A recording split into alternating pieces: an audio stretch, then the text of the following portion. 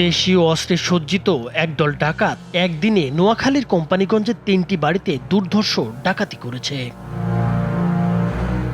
অস্ত্রের মুখে জিম্মি করে নগদ টাকা ও স্বর্ণালঙ্কার লুট করে নিয়ে গেছে তারা। পরপর ৩টি ডাকাতির ঘটনায় এলাকায় ডাকাত আতঙ্ক ছড়িয়ে পড়েছে। গলায় ছুরি ধরছে, ছুরি ধরে বলে যে তোমাকে জবাই করে দিব, যা যা আছে সব কিছু বের করো, টাকা পয়সা। এরপরে হচ্ছে আমার হাত পা বাঁধছে, আমাকে মারছে, আমার গালে আঘাত করছে জোরে, আমার পায়ে লাথি মারছে, লাথি মেরে আমাকে বসে হাত পা বেঁধে ফেলছে, আমাকে চোখও বেঁধে ফেলছে। ডাকাতের প্রথম ঘটনার তথ্য পাওয়া যায় রাত প্রায় ২টার দিকে। চরকাঁকড়া ইউনিয়নের ৩ নম্বর ওয়ার্ডের নুরুজ্জামান পণ্ডিত বাড়িতে হানা দেয় ১০ থেকে ১২ জনের একটি মুখোশধারী ডাকাত দল। দেশীয় অস্ত্রশস্ত্রে সজ্জিত ডাকাতরা আবুধাবি প্রবাসী জনের বিল্ডিংয়ের লোহার দরজার তালা ভেঙে ভেতরে প্রবেশ করে।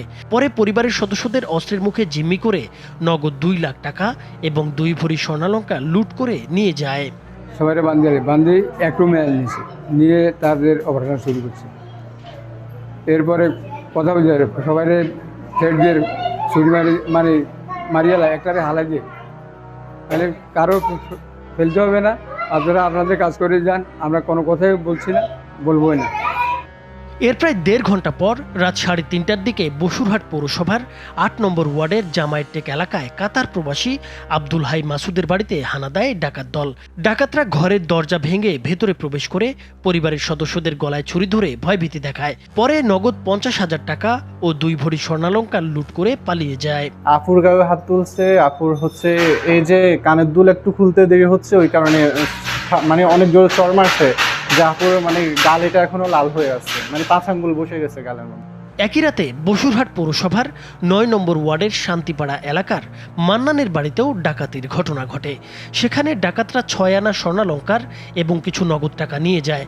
খবর পেয়ে পুলিশ ৩টি ঘটনাস্থল পরিদর্শন করেছে। তবে পুলিশ জানিয়েছে এই ঘটনায় এখনো কোনো মামলা হয়নি।